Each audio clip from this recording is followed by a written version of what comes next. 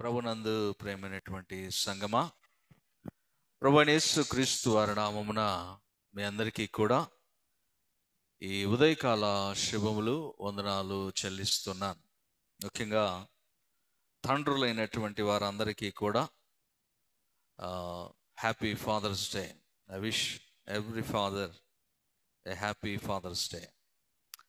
తండ్రుల దినోత్సవమున దేవుని సన్నిధిలో గడపడం, వారిని జ్ఞాపకం చేసుకోవడం దేవుడిచ్చినటువంటి గొప్ప భాగ్యంగా నేను తలస్తున్నాను.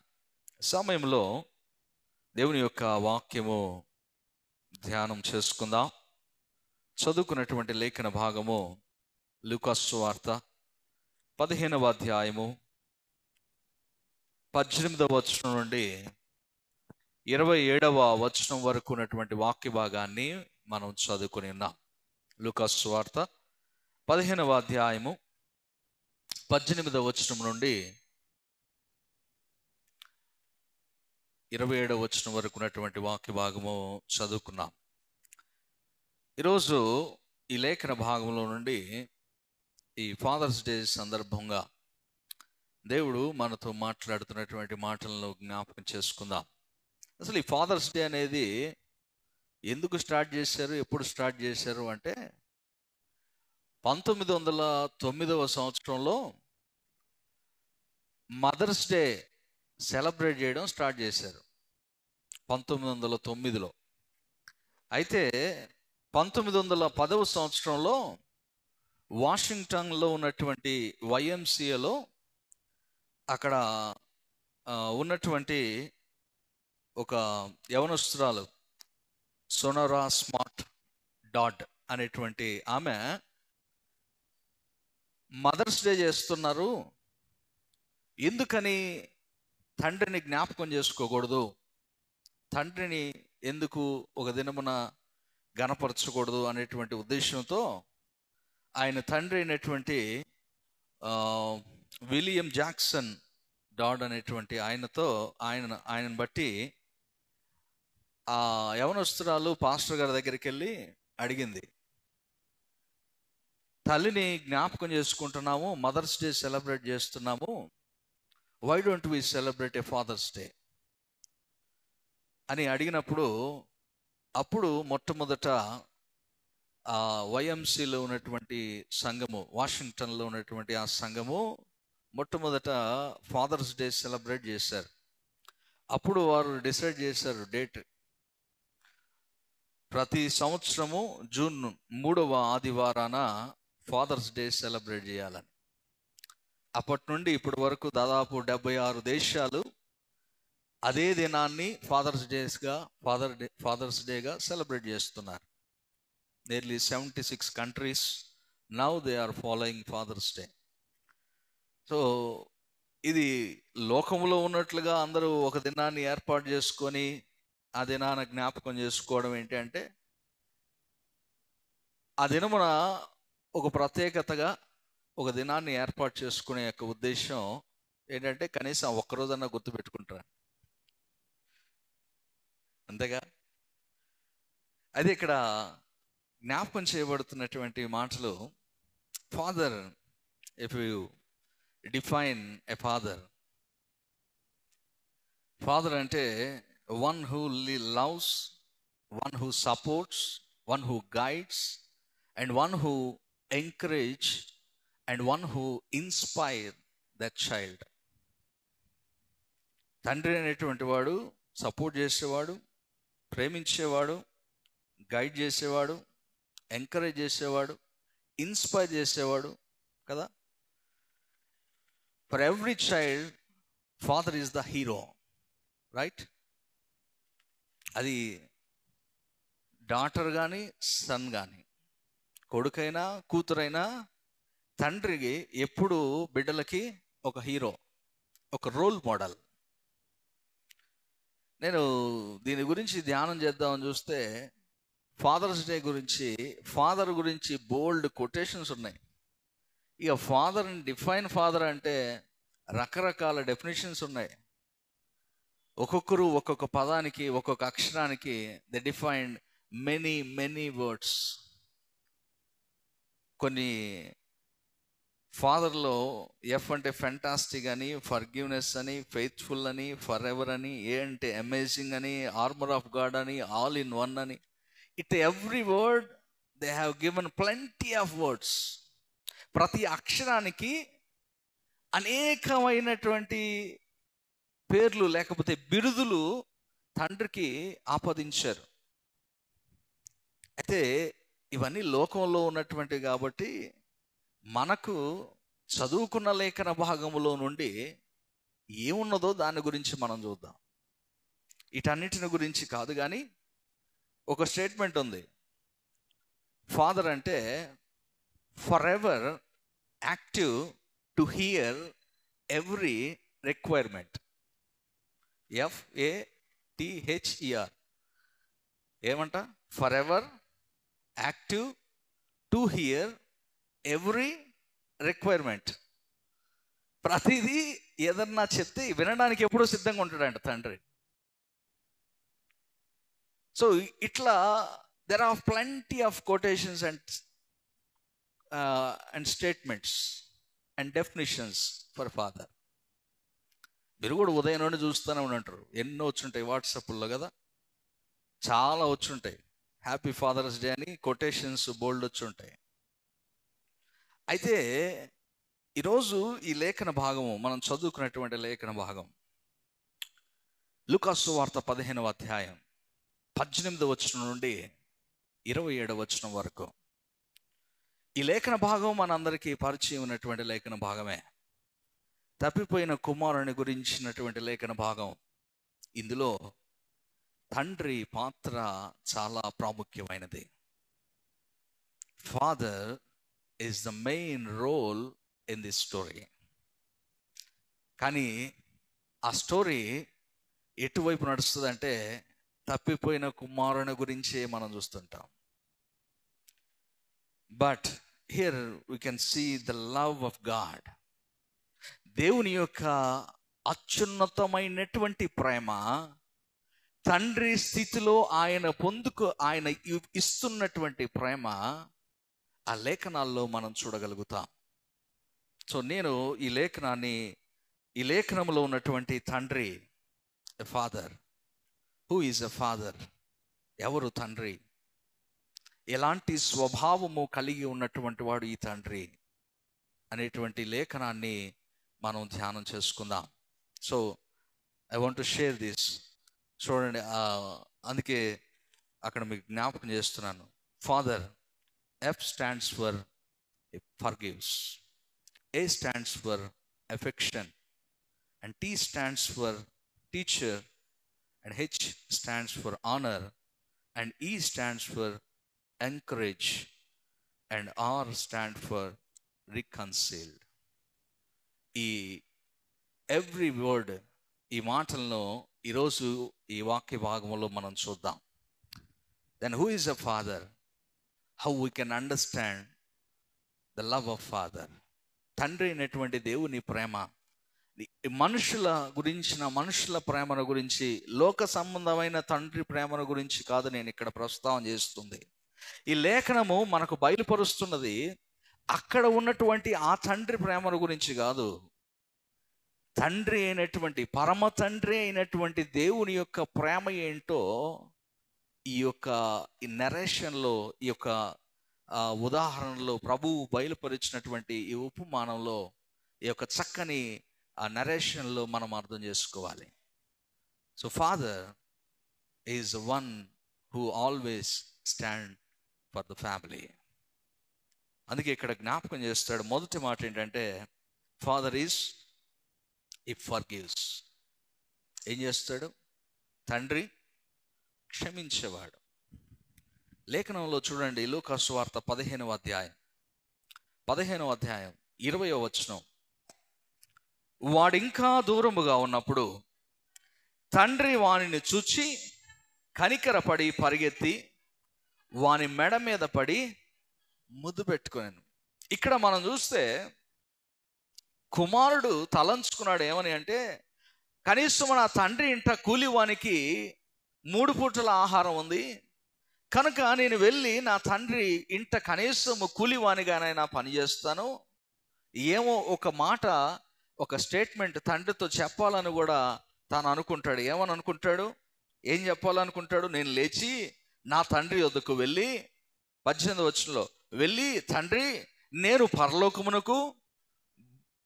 పరలోకమునకు విరోధముగాను నీ ఎదుటను పాపం చేసేదని, ఇక మీదట నీ కుమారుణ్ణి అనిపించుకొనుటకు యోగ్యుని కాదు, నన్ను నీ కూలివానిలో ఒకనిగా పెట్టుకొనమని అతనితో చెప్పుదును అనుకొని లేచి తండ్రి వద్దకు వచ్చాను. హి థాట్ దట్, ఆయన ఏమనుకున్నాడంటే, నేను వెళ్ళి నా తండ్రితో నేను ఇలాగున చెప్తాను. ఏమని అంటే, తండ్రి నేను పరలోకానికి నీకు వ్యతిరేకంగా నేను పాపం చేశాను కనుక ఒక మారు నన్ను క్షమించి నీ కూలివానితో నన్ను కొంచెం చేర్చుకొని నాకు ఆహారం పెట్టు అని అడగాలనుకున్నాడు. కానీ ఇక్కడ తండ్రి క్షమాపణ ఎలా ఉంటుందంటే, తండ్రి దగ్గరికి కుమారుడు వచ్చి అడగలేదు, కుమారుడు వచ్చి మొరపెట్టుకోలేదు, రోధించలేదు, ఆక్రందన చేయలేదు, లేకపోతే తన యొక్క దీనమైనటువంటి స్థితిని తండ్రి ఎదుట కనపరుచుకునేటటువంటి ప్రయత్నము చేయలేదు. తండ్రి ఎలా ఉన్నాడు, ఏం చేస్తున్నాడంటే, father is waiting for his son. దేవుడు, తండ్రి అయినటువంటి దేవుడు మానవాళి అయినటువంటి మన విషయంలో కూడా మనము ప్రభు దగ్గరకు రావాలని ఆయన ఎదురు చూస్తుంటాడు. ఎదురు చూస్తూ నువ్వు ఆయన దగ్గరకు రావాలని నీకు ప్రేరేపించబడితే చాలు, ఆయన వైపు నీ ఒక్క మారు తిరిగితే చాలు, ఆయన నిన్ను ఎత్తి పట్టుకోవడానికి సిద్ధంగా ఉంటాడు. ఇక్కడ ఈ తండ్రి కూడా, అందుకే పరమ తండ్రి యొక్క ప్రేమను ఈ యొక్క తండ్రిలో మనం చూస్తున్నాం. ఏం చేస్తున్నాడు ఆ తండ్రి అంటే, వాడు ఇంకనూ దూరంగా ఉండగా ఈ తండ్రి పరిగెత్తుకొని వెళ్తూ ఉన్నాడు కుమారుడు దగ్గరికి. Son is not coming to near to the father, but the father is going to the child, to near to the child. కుమారుని దగ్గరకు పరిగెత్తుకొని తండ్రి వెళ్తూ ఉన్నాడు. తండ్రి యొక్క ప్రేమ, తండ్రి యొక్క క్షమాపణ ఎలా ఉంటుందంటే, తండ్రి క్షమించదలిచినప్పుడు నువ్వు తండ్రి దగ్గరకు వచ్చి గోజాడి మొరపెట్టుకొని కింద మీద పడిన అవసరం లేదు. తండ్రి ప్రేమ ఎలాంటిదంటే, నువ్వు అడగక ముందే నీ అక్కర్లను ఎరిగినటువంటి వాడు, నువ్వు అడగక ముందే నీ హృదయాన్ని చదవగలిగినటువంటి వాడు, నువ్వు అడగక ముందే నీ మనసులో ఉన్నటువంటి తలంపులను తెలుసుకోగలిగినటువంటి వాడు మన తండ్రి. అవునా కదా? 139వ కీర్తనలో అంటాడు కదా దావీదు, తలంపు పుట్టక మునుపే నీవు నన్ను ఎరిగి ఉన్నావు. నా మనస్సులోకి రాకముందే, తలంపు రాకముందే, మాట నా నోటకు రాకముందే నన్ను ఎరిగినటువంటి వాడు. తండ్రి ప్రేమ ఎలాంటిది అంటే, తండ్రి ఎలా క్షమించేటటువంటి వాడు అంటే, నువ్వు ఒక్క మారు తండ్రి వైపు చూస్తే చాలు, జస్ట్ సీక్ వన్స్, ఒక్కసారి తండ్రి వైపు నువ్వు తిరిగితే, if U turn once towards the God, towards the father, దేవుడు నిన్ను క్షమించడానికి సిద్ధంగా ఉన్నటువంటి వాడు. Always ready to forgive. నిజంగా తండ్రి అనేటువంటి స్థానంలో ఉన్నవాడు క్షమించాలి. ఎవరు పిల్లలు తప్పు చేస్తే తండ్రి స్థానం ఏంటంటే క్షమించాల్సిన స్థానం. నేను క్షమించను అనడానికి లేదు, because you are the image of God, right? We are the image of God. తండ్రి దేవుని స్థానాన్ని ఈ లోకంలో ఇచ్చినటువంటి వాడు. అవునా? ఈ లోకంలో ఉన్నటువంటి తండ్రులు ఆ ప్రేమను చూపించడానికి కదా ఉంది. నువ్వు చేసిన తప్పు నువ్వు క్షమించలేకపోతే, నువ్వు ఆయన వైపు చూసినా నీ వైపు చూడకపోతే, మరి తండ్రి ప్రేమ ఎక్కడదానా? ప్రేమ అనేటువంటి వార్లారా, ఈ తండ్రి పరిగెత్తుకుని వెళ్ళాడు. Still the son is there. వస్తున్నాడు. అసలు ఇంకా మనకి ఈ నెరేషన్ తెలుసు కదా, ఎక్కడి నుండి వస్తున్నాడు ఈ కుమారుడు? ఎక్కడి నుండి వస్తున్నాడు? పందులతో పందులను మేపుతూ ఉన్నటువంటి స్థితిలో నుండి వస్తున్నాడు. ఎలాంటి ఆ రూపంలో ఉండుంటాడు, ఎంత కంపు కొడుతుంటాడు, ఎంత అసహ్యకరమైనటువంటి స్థితిలో ఉండుంటాడు. అయినను తండ్రి గుర్తుపట్టాడు ఫ్రమ్ ద డిస్టెన్స్. తండ్రి దూరము నుండి వాడిని చూచి పరిగెత్తుకొని వెళ్ళాడు. తండ్రి వాడిని దూరము నుండి చూసి గుర్తుపట్టాడు. నీ స్థితి, నీ పాప జీవితము, పాడైపోయినటువంటి నీ జీవితం దేవునికి నిన్ను దూరంగా ఉంచినా నీవు దేవుని వైపు ఒక్క మారు తిరిగితే ఆ తండ్రి నీ దగ్గరకు వస్తాడు. Is ready to forgive. దేవుడు క్షమించడానికి సిద్ధముగా ఉన్నటువంటి వాడు. ప్రియమైనటువంటి వారలారా, అందుకే తండ్రి క్షమించకపోతే ఈ లోకంలో మనకు క్షమాపణ దొరికేది కాదు. తండ్రి తలంచి ఉండకపోతే కుమారుని పంపించాలని మనకు క్షమాపణ దొరికేది కాదు. యేసుప్రభు వారు సిలువలో పలికిన మొదటి మాట ఏంటి? ఏమన్నాడు? తండ్రి, వీరేం చేయించున్నారు, వీరు ఎరుగురు కానీ వీరిని క్షమించు. Forgive the sins because they don't know what they are doing. వాళ్ళు ఏం చేస్తున్నారు వారికి తెలియకనే చేస్తున్నారు కనుక వారిని క్షమించు. ప్రేమైనటువంటి వారలారా, తెలియక చేసినప్పుడు క్షమాపణ నీకు శీఘ్రముగా వస్తుంది. తెలిసి చేసినప్పుడు ఆలస్యం అవుతుంది. ఎందుకంటే నువ్వు తెలుసుకోవాలి కాబట్టి తప్పు చేసావని. You have to realise. But if you done without knowledge, నీకు తెలియకుండా నువ్వు తప్పు చేస్తుంటే తండ్రి క్షమించడానికి సిద్ధంగా ఎప్పుడు ఉంటాడు. ఇక్కడ లేఖనంలో మనం అదే చూస్తున్నాం. తండ్రి క్షమిస్తున్నాడు. ఏ స్థితిలో ఉన్నవాడిని క్షమిస్తున్నాడు అంటే, ఈ కుమారుని యొక్క స్థితి ఎలా ఉంది అంటే, లేఖనంలో మనం చూస్తే పెద్ద కుమారుడు ఇంటికి వచ్చిన తర్వాత తండ్రితో సంభాషిస్తూ ఉన్నప్పుడు చిన్న కుమారుడు ఏమి చేసి తిరిగి వచ్చాడో అక్కడ ప్రస్తావన చేస్తాడు. చూడండి ఒకసారి 15వ అధ్యాయం 30వ వచనం. అయితే నీ ఆస్తిని వేశ్యలతో తినివేసిన ఈ నీ కుమారుడు రాగానే వీని కొరకు కొవ్విన దూడను వధించితివని చెప్పాను. ఏ స్థితిలో వచ్చాడు? ఏ స్థితిలో నుండి వచ్చాడు ఈ చిన్న కుమారుడు? నీ ఆస్తిని వేశ్యలతో కూడా తినివేసినటువంటి ఈ నీ కుమారుడు. పెద్ద కుమారుడు అంటున్నాడు, ఈ నీ కుమారుడు వేశ్యలతో కూడా నీ ఆస్తి అంతటినీ తినివేశాడే. లోకం వైపు పరిగెత్తి లోకంలో ఉన్నటువంటి భోగాలకు, లోకంలో ఉన్నటువంటి ఆశలకు, లోకంలో ఉన్నటువంటి వ్యసనాలకు లోనై లోకంలో అంతా కూడా పోగొట్టుకొని ఖర్చు చేసి వృధా చేసి వచ్చాడే నీ కుమారుడు. ఎట్లా ఉన్నాయి చూసారా స్టేట్మెంట్? ఏమంటున్నాడు? ఎట్టా అంటే ఒక రకంగా తండ్రిని నిందిస్తున్నట్లు అన్నమాట. Is blaming. నీ కుమారుడు వీని తమ్ముడు కాదా? వేశ్యలతో తినివేసినటువంటి నీ కుమారుడు వస్తే వాని కొరకు కొవ్విన దూడను వధిస్తావా? తండ్రి ప్రేమ ఇక్కడ మనకు కనపడుతుంది. కుమారుడు ఏ స్థితిలో నుండి వచ్చినా, ఎలాంటి వాడై ఈ లోకంలో జీవించినా, తిరిగి తండ్రి దగ్గరకు తిరగగానే తండ్రి దగ్గరకు రావాలనే నిర్ణయాన్ని కలిగి ఉన్నప్పుడు తండ్రి ఏం చేస్తున్నాడంటే ఈ ప్రస్తావన ఏమీ చేయలేదు. మీరు చూడండి లేఖనంలో, తిరిగి వచ్చినప్పుడు తండ్రి హత్తుకున్నాడు, ముద్దు పెట్టాడు. అంతకు మించి ఏమైనా అడిగాడా? ఏమైనా అడిగాడా? చూడండి, ఏమైనా అడిగాడేమో. అదే మనమైతే ఏమడుగుతాం? ఏం చేసావు ఆస్తి అంతా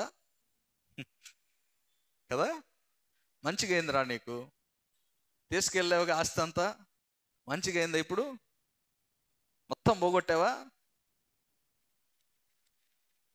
హి never say any word to his son. ఒక్క మాట కూడా అనలా తండ్రి.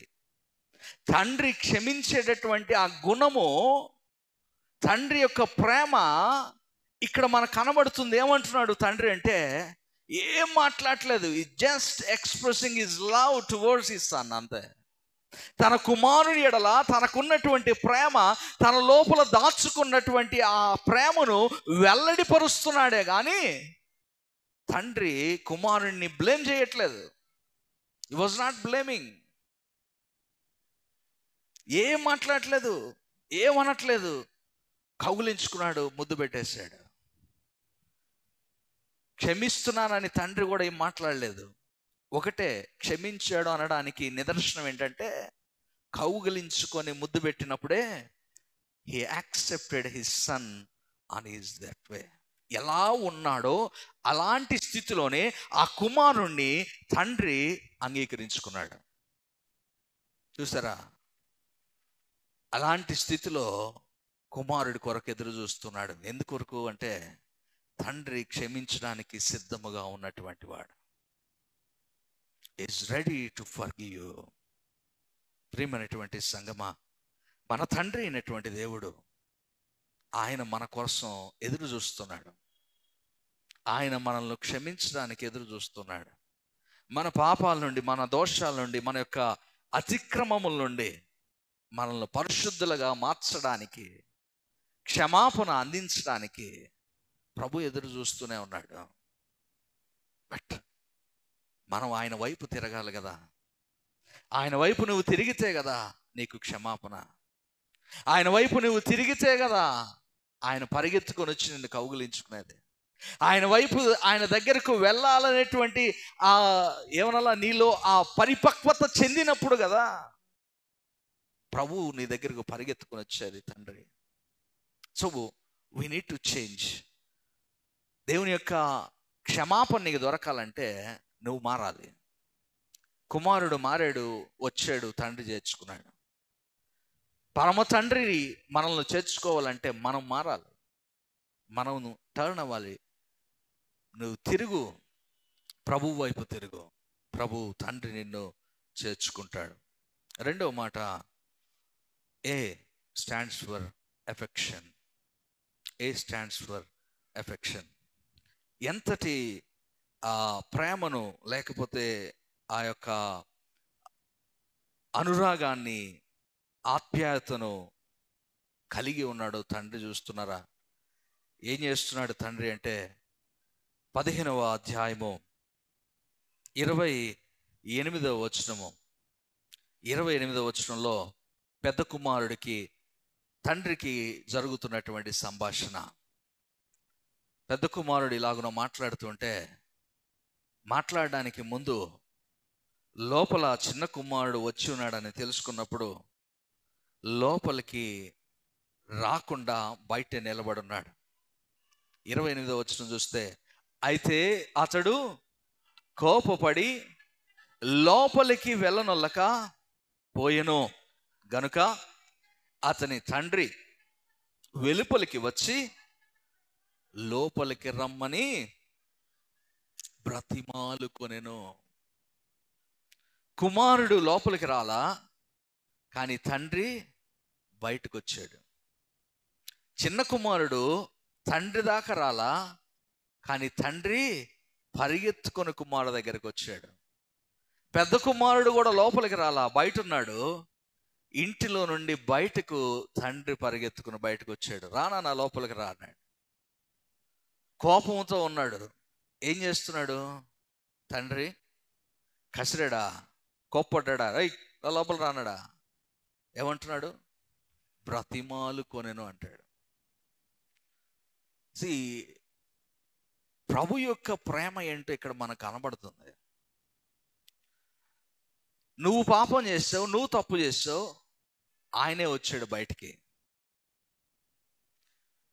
నీ తమ్ముడు పాపం చేశాడు కాబట్టి నీకు కోపం వచ్చింది, నీవు తండ్రికి దూరంగా ఉన్నావు, అయినా తండ్రే బయటకు వచ్చాడు. Still God is coming out. చూస్తున్నారా?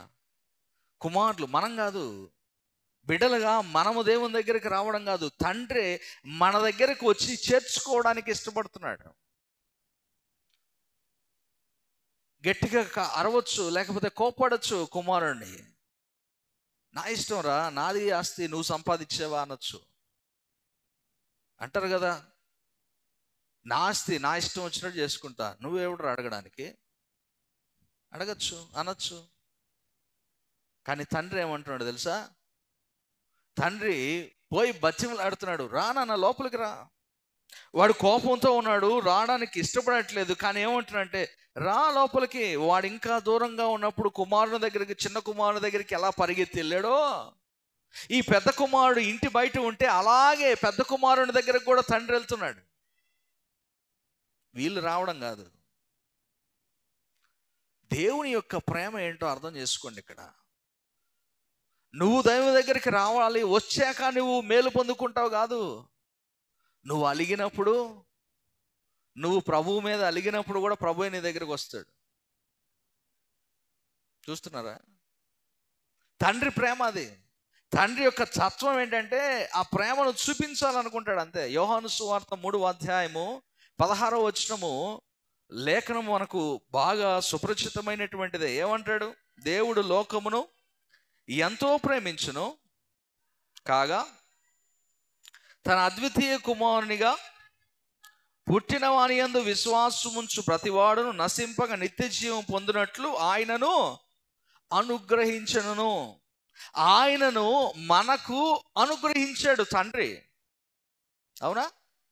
లోకానికి తండ్రి అయినటువంటి దేవుడు లోకంలో ఉన్నటువంటి మానవాళి కొరకు, మానవాళి నశించిపోకూడదని, మానవాళి ఈ లోకంలోనే నశించిపోయేటటువంటి స్థితిలో ఉండకూడదని, నిత్య జీవంలోనికి తిరిగి వారిని చేర్చుకోవాలని, వారు ఏ స్థితిని పోగొట్టుకున్నారో ఆ స్థితిని తిరిగి మానవాళికి ఇవ్వడానికి తండ్రి తన కుమారుడిని పంపించాడు. తండ్రి కుమారుడు బయట ఉంటే కుమారుని కొరకు బయటకు వచ్చాడు. తండ్రి కుమారుడు దూరంగా ఉంటే కుమారుని దగ్గరకు పరిగెత్తుకుని వెళ్ళాడు. తండ్రి ఇప్పుడు మన కొరకు తన కుమారుని పంపించాడు, అనుగ్రహించాడు. సో మన కొరకు ఆయన ఇచ్చినటువంటి బహుమానం ఇది. దేవుడు ఎందుకు ఇచ్చాడు తన కుమారుణ్ణి అంటే, బికాస్ హీ లవ్స్. ఆయన మనల్ని ఎంతో ప్రేమించాడు. దేవుడు లోకమును ఎంతో ప్రేమించును. దాన్ని ఎంతో ప్రేమించును అనేటువంటి మాటను we cannot define it. ప్రభు మనల్ని ఎంత ప్రేమించాడో అని చెప్పడానికి మనం చెప్పలేము. ఎంత ప్రేమించాడంటే మరణము అంతగా ప్రేమించాడు. నీ కోసం, నా కోసం మరణించగలిగినంత ప్రేమ ఆయనకున్నది. తండ్రి ప్రేమ అది. He can die for you. He can die for you. ఆయన నీ కోసం చనిపోగలడు. అంత ప్రేమ. చనిపోయాడు. ప్రేమైన వారలారా, అందుకే ఇక్కడ అంటాడు ఆయనకున్నటువంటి ఆ ప్రేమ అది ఎంచలేనటువంటిది, లెక్కించలేనంత ప్రేమ అది. You cannot define. మనం తండ్రిని ఒక స్థానంలోనే చూస్తాం. తండ్రి ప్రేమ ఇంతే, ఇంతవరకే అనుకుంటాం. లేదు, నీకు కష్టం వచ్చినప్పుడు, నీకు ఇబ్బంది కలిగినప్పుడు, నీకు బలహీన స్థితి ఉన్నప్పుడు, అప్పుడు గుర్తు చేసుకో ఒకసారి నీ తండ్రి నీ కోసం ఎంత ప్రయాసపడి ఉంటాడో, నీ కోసం ఎంత పరిగెత్తి ఉంటాడో, నీ కోసం ఎంత ప్రాకులాడి ఉంటాడో. చిన్నప్పుడు మా అన్నకి బాగలేకపోతే కంటిన్యూ వామిటింగ్స్ చేస్తూ ఉండే.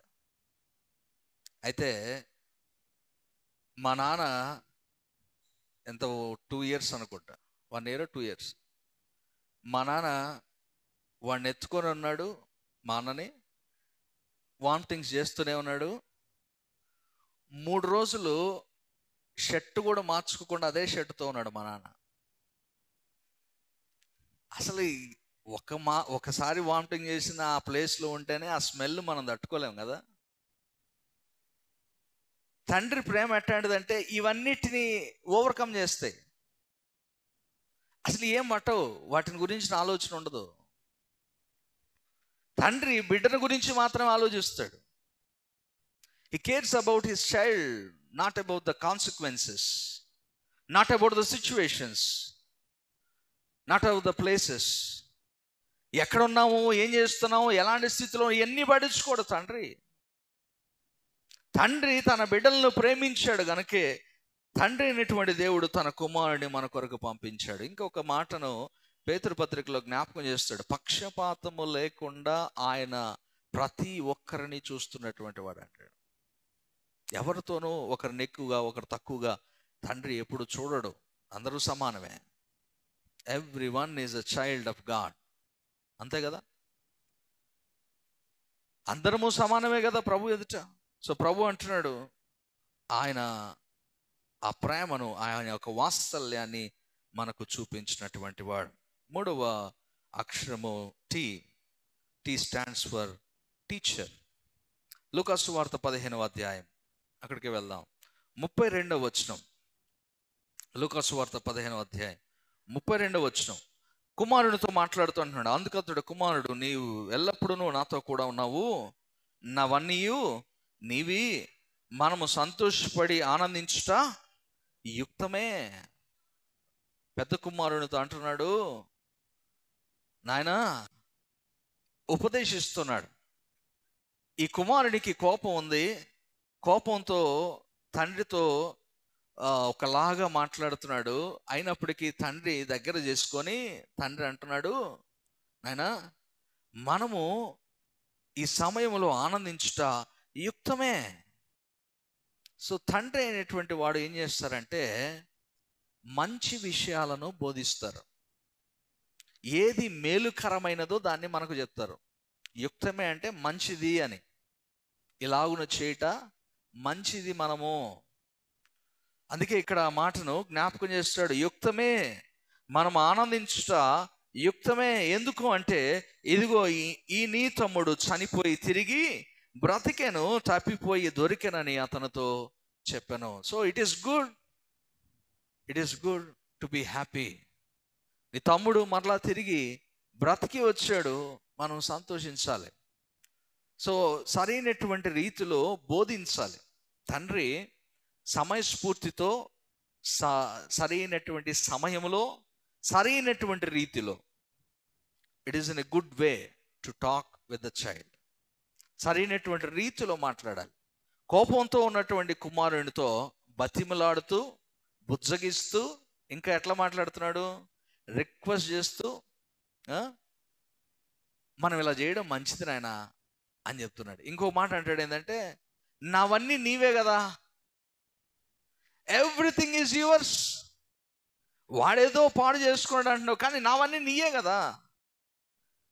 సో ఈ సపోర్టింగ్, ఒకవైపు పెద్ద కుమారుని సపోర్ట్ చేస్తూ మాట్లాడుతున్నాడు, మరలా ఏమంటున్నాడు, అదే పెద్ద కుమారుడికి బోధిస్తున్నాడు. Is teaching how to behave and what to do and what is good for them. ఏది మేలుకరమైనదో, ఏది మంచిదో బోధిస్తున్నాడు. అక్కడ నిర్గమకాండము 13వ అధ్యాయము 8వ వచనంలో మనం చూస్తే, ఇశ్రాయేలు జనులు ఐగుప్తు దాస్యంలో ఉండి బయటకు వచ్చేటటువంటి సమయంలో అక్కడ తండ్రులైనటువంటి వారందరికీ ఒక మాటను ప్రభువు జ్ఞాపకం చేస్తున్నాడు. నిర్గమకాండము 13వ అధ్యాయము 8వ వచనం. మరియు ఆ దినమున ఐగుప్తులో నుండి వచ్చినప్పుడు యెహోవా నాకు చేసిన దాని నిమిత్తము పొంగని రొట్టెలను తినుచున్నానని నీ కుమారునికి తెలియజెప్పవాలని. You need to teach why we're eating the bread. ఎందుకు ఈ పొంగని రొట్టెలు అంటే పులియని రొట్టెలు లేదా పొంగని రొట్టెనటువంటిది ఎందుకు తింటున్నామో నీ కుమారులకు తెలియాలా. మన జీవితంలో, మన కుటుంబాల్లో చాలాసార్లు తండ్రి పాత్రలో ఉన్నటువంటి వారు బిడ్డలకు వారి పూర్వీకుల యొక్క స్థితిగతులను, వారి జీవితంలో, వారి గత జీవితంలో అనగా వారి పితరుల జీవితాల్లో జరిగినటువంటి వాటిని పంచుకోరు, చెప్పుకోరు. ఎందుకు అంటే, ఒకవేళ చెప్పుకుంటే అవి ఒకవేళ దయనీయమైనటువంటి పరిస్థితులు అయితే, అయ్యో వాటిని అన్నింటిని ఎందుకు చెప్పడం అని చెప్పకుండా దాచిపెడతారు. ఏం ఉపయోగం దాచిపెడితే? ఓకే, నువ్వు దాచిపెడతావు, దాచిపెట్టడం వల్ల ప్రయోజనం ఏముందంటే ఏం ఉండదు. కానీ నువ్వు దాచిపెట్టకుండా చెప్పుట వలన ప్రయోజనం ఉంటుంది. ఏంటో తెలుసా? They can realise that they understand where they came from. ఏ స్థితిలో నుండి దేవుడు వారిని ఈరోజు ఈ స్థితిలోనికి ఉంచాడో వారు గ్రహించుకోగలుగుతారు. నువ్వు అవేమీ చెప్పకుండా, నువ్వు వారికి ఏమీ బోధించకుండా, నీవు కేవలము ఇప్పుడున్నటువంటి స్థితిని మాత్రమే చూపిస్తూ, ఈ స్థితిలోనే మనం ఉన్నాం, ఈ స్థితే మనది, మొదటి నుండి మనం ఇలాగే ఉన్నామని నువ్వు ఒకవేళ కప్పిపుచ్చుకుంటూ వస్తే వాళ్ళకి ఎప్పటికీ తెలీదు. చాలామంది అంటారు, చాలామంది పిల్లల్లో నేను కొంతమంది జీవితాల్లో నేను గమనించాను. వాళ్ళు అంటారు, మీరు మంచిగా ఆస్తులు సంపాదించుంటే మాకు ఈ పరిస్థితి వచ్చేదా ఈరోజు? అప్పట్లో భూములు వందల్లో ఉండి అప్పుడే కొనిపెడితే ఈరోజు కోట్లు అయి ఉండేవి కదా. అప్పుడు ఆ వందల్లో కొనడానికి కూడా 6 రూపాయలు ఉన్నాయి అప్పుడు. అది ఎవరు చెప్తారు వాళ్ళకి? ఇప్పుడున్న ప్రజెంట్ జనరేషన్స్ ఇలాగే థింక్ చేస్తారు. ఎందుకంటే they don't know what is past. గతంలో ఏం జరిగిందో ఏమైనదో వారికి తెలియదు. వారికి బోధించాలి కదా. ఇక్కడ అందుకే అంటాడు నిర్గమకాండంలో, ఇశ్రాయేలు జనులు వారి యొక్క తండ్రులైనటువంటి వారు వారి కుమారులకు ఏం చెప్పాలి అంటే, ఈ పొంగని రొట్టెలు ఎందుకు తింటున్నారో చెప్పాలా. ఎందుకు తింటున్నారో, ఎందుకు వాటిని తినవలసి వచ్చిందో, వాటి కారణం ఏంటి, ఎందుకు తినమన్నాడు దేవుడు, ఏ సందర్భంలో తినమన్నాడు అనేది వారికి జ్ఞాపకం చేయాలా. వారి విడుదలకు నిదర్శనంగా, ఐగుప్తులో దాస్యములో నుండి వారిని విడిపించుకొని తీసుకొచ్చినటువంటి దానికి నిదర్శనంగా ఈ యొక్క క్రియను వారు జరిగించారని ఆ బిడ్డలకు, ఆ ప్రజలకు తెలియాలి అని ప్రభు జ్ఞాపకం చేస్తున్నాడు. అందుకే ద్వితీయోపదేశకాండంలో కూడా అంటాడు, నిర్గమకాండంలో ఏవైతే చెప్పాడో మళ్ళీ ద్వితీయోపదేశకాండంలోకి వెళ్ళేసరికి మీ కుమారులకు నీవు అభ్యసింప చేయాలి అంటాడు. ఏం అభ్యసింప చేయాలా? ద్వితీయోపదేశకాండం 6వ అధ్యాయంలో మనం చూస్తే, ద్వితీయోపదేశకాండం 6వ అధ్యాయం 7వ వచనం, నీ కుమారులకు అభ్యసింపజేసి ఏం అభ్యసింపజేయాలా? 5వ వచనం చూడండి, నీ పూర్ణ హృదయముతోనూ, నీ పూర్ణ ఆత్మతోనూ, నీ పూర్ణ శక్తితోనూ నీ దేవుడైన యెహోవాను ప్రేమింపవలెను. నేడు నేను నీకు ఆజ్ఞాపించు ఈ మాటలు నీ హృదయములో ఉండవలెను. నీవు నీ కుమారులకు వాటిని అభ్యసింపజేసి నీ ఇంట కూర్చుండినప్పుడును, త్రోవను నడుచున్నప్పుడును, పండుకున్నప్పుడు, లేచినప్పుడు వాటిని గురించి మాట్లాడవలను. సూచనగా వాటిని నీ చేతికి కట్టుకొనవలను. అవి నీ కనుల నడుమ బాసికము వలె ఉండవలను. ఈ ఇంటి ద్వారబంధముల మీద, నీ గౌన్ల మీద వాటిని వ్రాయవలను. నీవు దేవుడు నీ జీవితంలో నీకు బోధించినటువంటి మాటలే కానీ, ప్రభు నీకు ఇచ్చినటువంటి ఆజ్ఞలే కానీ, నీకు నేర్పించినటువంటి బోధే కానీ, ప్రభువును ప్రేమించమని చెప్పినటువంటి విధానమే కానీ నీ బిడ్డలకు నీవు అభ్యసింపజేయాలి. You need to teach your children how to worship God, how to love God. దేవుణ్ణి ఎలా ప్రేమించాలో బిడ్డలకు నేర్పించాలి. మనం ప్రేమిస్తే మన బిడ్డలకు నేర్పించవచ్చు కదా. మనకు దేవుని మీద ఆ ప్రేమ లేకపోతే మనం ఎలా నేర్పిస్తాం చెప్పండి? మనము దేవునికి దూరంగా ఉంటూ బిడ్డలను దగ్గరగా వెళ్ళమని చెప్తే వాళ్ళు ఎందుకు చేస్తారు? తండ్రి అయినటువంటి వాడు అభ్యసింపజేయడం కాదు, ముందు అనుకరించాలి, తర్వాత అభ్యసింపజేయాలి. దేవుడు, తండ్రి అయినటువంటి దేవుడు, ఆయన మనల్ని ప్రేమించు, నన్ను ప్రేమించండి, నన్ను ప్రేమించిన వారిని నేను ప్రేమిస్తానని ఎక్కడ చెప్పలేదు. చెప్పాడా? మీరు నన్ను ప్రేమిస్తేనే నేను ప్రేమిస్తానని చెప్పాడు ఎడనా? మీరు నాకు లోబడితేనే మీకు విడుదల ఇస్తా అని చెప్పాడు ఎడైనా?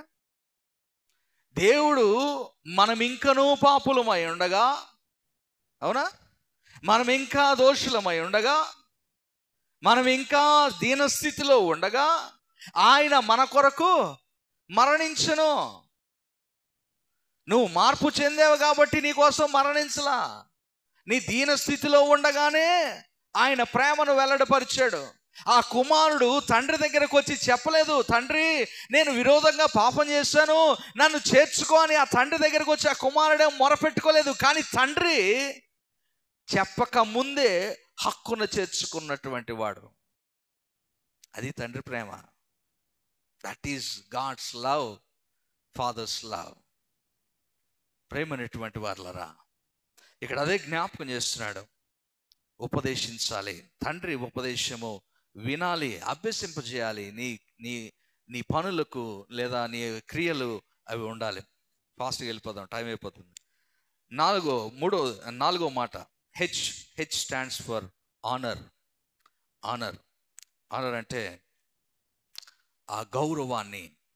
యాడ్ నుండి వస్తుంది గౌరవం? యాడ్ నుండి వస్తుందండి గౌరవం? చెప్పండి.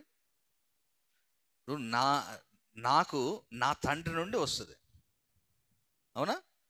ఇక్కడ తెలంగాణలో హైదరాబాద్ వచ్చిన తర్వాత నాకు ఒకటి మంచిగా అనిపించింది ఏంటంటే, ఎవ్రీ చైల్డ్, ప్రతి ఒక్కరూ మీ తండ్రి పేరులో ఉన్నటువంటి ఒక పదాన్ని లేదా ఒక పేరుని మీరు కలుపుకొని పెట్టుకున్నారు. ప్రతి ఒక్కరు, చాలామంది చూసిన అందరికీ వెనకాల లేదా ముందు తండ్రి పేరు వస్తూ ఉంది.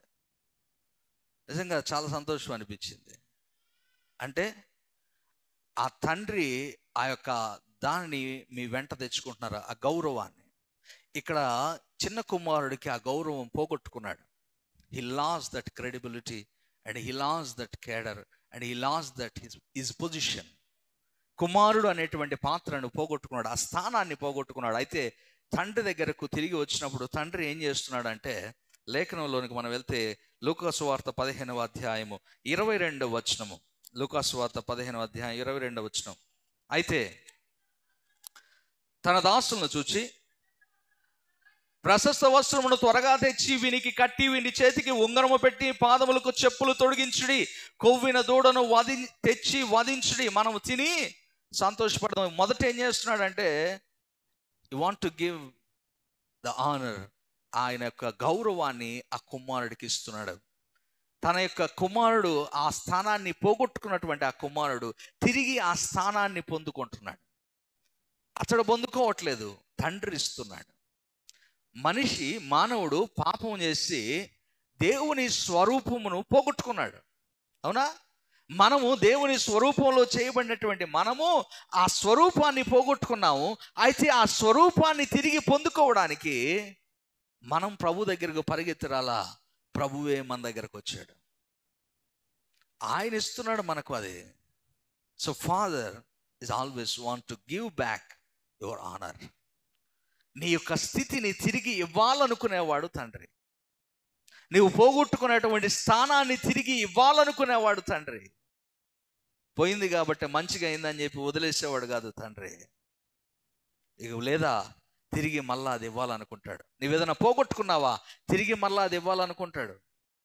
ఇప్పుడు మీరు ఎప్పుడైనా బిడ్డలు ఫోన్ పోగొట్టుకున్నారు అనుకోండి, ఫర్ ఎగ్జాంపుల్ అనుకుందాం. మీ తండ్రి ఏం చేస్తాడు? తల్లి కానీ తండ్రి కానీ ఏం చేస్తారు? అరే పోయిందా, సర్లే నాన్న ఇంకోటి కొనుక్కుందాం. కొనిస్తారా? కొనిరా? ఇమ్మీడియట్గా. ఎందుకు కొనిస్తారు? పోగొట్టుకున్నారు, తిరిగి వాళ్ళకి ఇవ్వాలి. అది I have to give back. నేను వాళ్ళు ఏదైతే పోగొట్టుకున్నారో అది వాళ్ళకి ఇవ్వాలి. ఇది తండ్రి స్వభావం. మానవుని ఏది పోగొట్టుకుంటే తిరిగి అది ఇవ్వాలనుకుంటాడు దేవుడు. అలాంటి స్వభావం.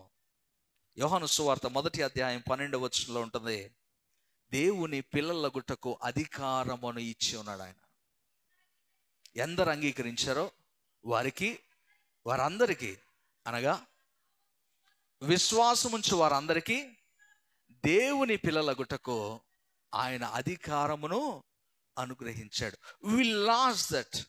యాక్చువల్లీ ఎవ్రీ హ్యూమన్, మానవుడు ఆదాము దగ్గర నుండి ఆ స్థానాన్ని పోగొట్టుకున్నాడు.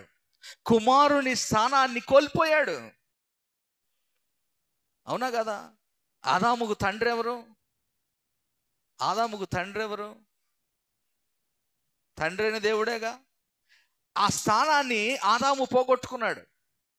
మనందరికీ తండ్రి ఆయనే, తండ్రి అయినటువంటి దేవుడు. ఆ స్థానాన్ని పోగొట్టుకున్నాడు. అయితే ఆ స్థానాన్ని మరలా ఎవరిచ్చారు? ఆయనే. తండ్రే కుమారునిగా మన మధ్యకు వచ్చి మరణించి, ఆయన మరణము ద్వారా, ఆయన రక్త ప్రోక్షణ ద్వారా మానవాళికి తిరిగి మరలా ఆ స్థానాన్ని ఇచ్చాడు. Is giving back the same honour to us. తండ్రి స్థానము ఏంటంటే తిరిగి వారికి తన బిడ్డలను తన స్థానంలో ఉంచాలనుకుంటాడు. సో ఇక్కడ తండ్రిలో హెచ్లో మనం అది చూస్తున్నాం. తర్వాత ఈ అంటే హీ ఎంకరేజ్ హిస్ చిల్డ్రన్. వారిని ప్రోత్సాహపరుస్తాడు, వారిలో ఉత్తేజాన్ని నింపుతాడు. పెద్ద కుమారుడు వచ్చి మాట్లాడుతున్నాడు, అలాంటి వాటిని తీసుకొచ్చు వేషలతో తినివేసిన వాడికి మళ్ళా నువ్వు మంచి దూడను తెచ్చి వధించి వాయిద్యాలు వాయిస్తూ నాట్యాలు చేస్తూ పండగ చేస్తున్నావు అని అంటే, తండ్రి అన్నాడు, నాయనా, ఇంకా అన్నాడు, నేను నా స్నేహితులతో గడపడానికి, సంతోషించడానికి నాకు ఎప్పుడైనా కనీసము అక్కడ ఉంటాడు, ఏమంటాడు, ఇదిగో ఇన్నేళ్ళు నీతో ఉన్నా, నాకు ఎన్నడైనాను ఒక్క మేక పిల్లైనా ఇచ్చావా నువ్వు? నా స్నేహితులతో సంతోషించడానికి ఒక్క మేక పిల్లన్న ఎప్పుడైనా ఇచ్చావా? లేదు. కానీ ఈరోజు నీ చిన్న కుమారుడు రాగానే దూడను వధిస్తున్నావంటే, తండ్రి అన్న మాట ఏంటంటే, నువ్వు ఎప్పుడు నాతోనే ఉన్నావు, నావన్నీ నీయే కదా. ఇంతకంటే ఏం చెప్పాలా? అయిపోయింది. ఆ ఒక్క మాటకు పెద్ద కుమారుడు డౌన్ అయిపోయాడు దెబ్బకి. నావన్నీ నీయే కదా, అంతేనా? ఏం మాట్లాడేవాడు, నావన్నీ నీయేరా, నేను నీతో ఉంటే ఇవన్నీ నీయే కదా, నీకు నేను ఇచ్చేదేంటి మళ్ళా? అది దాని భావం. నేను మళ్ళా నీకు ఇచ్చేదేంటి? ఇవన్నీ నీయే కదా, నేను ఇచ్చేదేంటి నీకు మళ్ళా అంటే, తనలో ఉన్నటువంటి ఆ వ్యతిరేక భావాన్ని తీసివేయడానికి తండ్రి తాపత్రయపడుతున్నాడు. సో తండ్రి యొక్క పాత్ర ఏంటంటే, ఆయన చేర్చుకోవడానికి, మనలో సరిచేసుకుంటూ, సరిదిద్దుకుంటూ, నేర్పించుకుంటూ మనల్ని ఆయన దగ్గరికి చేర్చుకోవాలనుకుంటాడు. So he always want to encourage us to do the right things in our life. మంచి విషయాలు మన జీవితంలో జరిగించడానికి ఇష్టపడతాడు దేవుడు. అందుకే మనకు బోధిస్తుంటాడు, అందుకే మనకు నేర్పిస్తుంటాడు, అందుకే మనకు తోడే ఉన్నాననేటువంటి మాటను యెహోషువ గ్రంథంలో యెహోషువతో అంటాడు, యెహోషువ, నువ్వు నడుచు మార్గం అంతటిలో నీ దేవుడైన యెహోవా నీకు తోడుగా ఉంటాడు. తండ్రి అయినటువంటి దేవుడు మనతో ఎప్పుడూ ఉంటాడు, గుర్తుపెట్టుకోండి. ఎప్పుడు మనల్ని విడిచిపెట్టాడు. నువ్వు ఏ స్థితిలో ఉన్నా, ఎక్కడ నడుస్తున్నా, ఎటు నీ ప్రయాణం సాగుతున్నా, గాడ్ ఆల్వేస్ విత్ యూ. అయితే ఎప్పుడు అంటే, నీవు ఆయన్ను తండ్రిగా అంగీకరించుకున్నప్పుడు, తండ్రిగా ఆయన్ను యాక్సెప్ట్ చేసుకున్నప్పుడు. చివరి మాటను మనం చూద్దాం. చివరి మాట ఆర్ స్టాండ్స్ ఫర్ రికన్సిల్. తండ్రి చేసేటటువంటి మరొక ముఖ్యమైనటువంటి పని ఏంటంటే, తండ్రి కోరుకునేది ఏంటంటే కుమారులతో సమాధాన పడడం. కుమారుడు తండ్రితో సమాధాన పడడం. ఇక్కడ పెద్ద కుమారుడు, చిన్న కుమారుడు, వీరి మధ్య సమాధానం లేదు. మనకు, మానవాళికి దేవునికి సమాధానం లేదు, తండ్రికి మానవాళికి సమాధానం లేదు. సో మధ్యలో కుమారుడైనటువంటి యేసు ప్రభు వారు ఏం చేశాడంటే ఈ సమాధానాన్ని ఇచ్చాడు. ఇక్కడ పెద్ద కుమారుడు అలిగి బయట ఉంటే, తండ్రి ఈజ్ రిక్వెస్టింగ్, సమ్మలించాడు, రానాయన లోపల రా, మన తమ్ముడే, నీ తమ్ముడే, నువ్వు వాడు వేరు కాదు, రా లోపలికి. సముదాయించి లోపలికి తీసుకొచ్చాడు. కోపంతో ఉన్నటువంటి కుమారుణ్ణి శాంతపరిచాడు. 15వ అధ్యాయం 28వ వచనంలో మనం చూస్తాం, కోపంతో ఉన్నటువంటి పెద్ద కుమారుణ్ణి సముదాయించి తీసుకొని వచ్చాడు. సో దేవుడు ఇక్కడ మనకు జ్ఞాపకం చేస్తుంది ఒకటే, you want to రికన్సిల్ with you. God always want to రికన్సిల్ with you. తండ్రి అయినటువంటి దేవుడు నీతో నాతో సమాధాన పడడానికి ఎప్పుడూ సిద్ధంగానే ఉంటాడు. కొరింథీయులకు రాసిన పత్రిక, 2వ కొరింథీ పత్రిక 5వ అధ్యాయంలో 5వ అధ్యాయము 18వ వచనం నుండి మనం చూస్తే, 18వ వచనం నుండి మొత్తం చదవద్దమ్మా, చాలా పెద్దది అది. 18వ వచనం నుండి చూస్తే ఇక్కడ ఒక మాట జ్ఞాపకం చేస్తాడు. ఏమంటే పౌలు, సమస్తము దేవుని వలన అయినటువంటివే క్రీస్తు ద్వారా తనతో సమాధానపరుచుకొని ఆ సమాధానపరుచు పరిచర్య మాకు అనుగ్రహించాడు. అదేమనగా, దేవుడు వారి అపరాధములు వారి మీద మోపలేదు, మోపక క్రీస్తునందు లోకమును తనతో సమాధానపరుచుకొనుచు ఆ సమాధాన వాక్యము మాకు అప్పగించను. Is not blaming. మన పాపాలు మన దోషాలు మన మీద మోపట్లేదు, ఆయన మీద మోపుకున్నాడు. కనుక మనం ఏం చేయవలసినటువంటి వారం అంటే, ఇక్కడ కొరింథీ సంఘానికి పౌలు రాస్తూ అంటాడు 20వ వచనంలో, దేవుడు మా ద్వారా వేడుకొనినట్టు మేము క్రీస్తుకు రాయబారులమై దేవునితో సమాధాన పడుడని క్రీస్తు పక్షముగా మిమ్మును బ్రతిమాలు కొనుచున్నాను. పౌలు అంటున్నాడు, ఐఎమ్ రిక్వెస్టింగ్, మిమ్మల్ని బతిమలాడుకుంటున్నా. అక్కడ కూడా తండ్రి పెద్ద కుమారునితో బ్రతిమలాడుకొనెను అని అన్నాడు. బ్రతిమలాడుకుంటున్నాడు. దేనికి బ్రతిమలాడుతున్నాడు? సమాధాన పడడానికి. సమాధాన పడడానికి, తండ్రితో సమాధాన పడడానికి, తన సహోదరుడితో సమాధాన పడడానికి పెద్ద కుమారునితో అక్కడ సంభాషణ మనం చూస్తున్నాం. మీరు చూసారా, ఈ లేఖన భాగంలో చిన్న కుమారుడు గురించి బాగా ఎప్పుడు మనం ధ్యానం చేస్తూనే ఉంటాం. కానీ ఈ లేఖనంలో తండ్రి ఆ ప్రేమను కనపరుస్తున్న దాంట్లో పెద్ద కుమారుడు ప్రాముఖ్యమైన పాత్ర పోషిస్తున్నాడు. ఈడ పెద్ద కుమారుడిని కన్విన్స్ చేస్తున్నాడు తండ్రి, కన్విన్స్ చేస్తున్నాడు, సముదాయిస్తున్నాడు, శాంతపరచడానికి ట్రై చేస్తున్నాడు, బ్రతిమలాడుతున్నాడు, సమాధాన పడాలని పౌలు ఇక్కడ కొరింథీ సంఘానికి జ్ఞాపకం చేస్తున్నాడు. 21వ వచనం అంటాడు, ఎందుకనగా మనం ఆయన యందు దేవుని నీతి అగునట్లు పాపమెరుగని ఆయనను మన కోసము పాపముగా చేసెను. మన కోసము ఆయన నిందించబడ్డాడు, మన కోసము ఆయన పాపాన్ని భరించాడు, మన కోసము తండ్రి కుమారుని మీద మన దోషాలన్నిటినీ మోపాడు. అది ఆయనకి అభిష్టమైన అంటాడు మరొక లేఖనంలో కదా. కుమారుడు సిలువకు అప్పగించబడడం, మరణానికి అప్పగించడం, లేదా పాపానికి అప్పగించబడడానికి తండ్రికి అభిష్టమైన, ఆయనకి ఇష్టమైందట. నిన్ను నన్ను నీవు నేను పొందుకోవాల్సినటువంటి శిక్షకు కుమారుని బలి చేశాడు. నీకు నాకు కలగాల్సినటువంటి శిక్ష అది, కానీ ఆయన పొందుకున్నాడే. కారణం ఏంటి అంటే తండ్రి ప్రేమ. తండ్రి ప్రేమను బట్టి అది జరుగుతున్నది. ఇక్కడ ఆ మాటను జ్ఞాపకం చేస్తూ ఉన్నాడు. కొలస్సీలకు రాసిన పత్రిక చదువుకొని వాక్యాన్ని ముగించేస్తాను. కొలస్సీ పత్రిక 1వ అధ్యాయం 20వ వచనం నేనే చదివేస్తాను, మీరు చదవద్దు. కొలస్సీ పత్రిక 1వ అధ్యాయం 20వ వచనము మనం చూస్తే అక్కడ అంటాడు, ఆయన శిలువ రక్తము చేత సంధి చేసి ఆయన ద్వారా సమస్తమును, అవి భూలోకమందున్నవైనను పరలోకమందున్నవైనను వాటన్నిటినీ ఆయన ద్వారా తనతో సమాధాన పరుచుకొనవలనని తండ్రి అభిష్టమైన. తండ్రి యొక్క ఇష్టం ఏంటంటే ఆయనతో సమాధాన పడడానికి కుమారుడు ద్వారా, క్రీస్తు ద్వారా తండ్రితో మానవాళికి సమాధానం దొరికింది.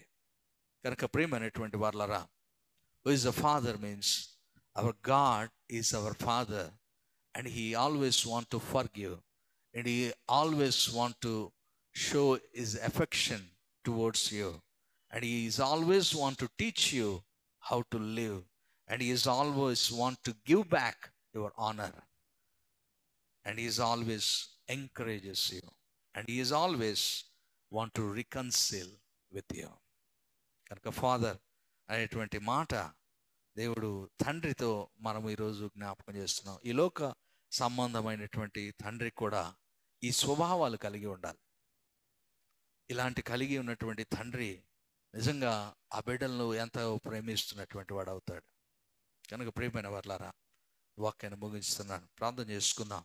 అలాంటి గొప్ప తండ్రులు మనకు ఉన్నారు. ఈ లోకపు తండ్రులందరికంటే మించినటువంటి తండ్రి ప్రేమ పరమందు మన తండ్రి అయినటువంటి దేవుని ప్రేమ. మనల్ని ప్రేమించినటువంటి ఆ తండ్రి తన కుమారుణ్ణి బలిగా ఇచ్చాడు.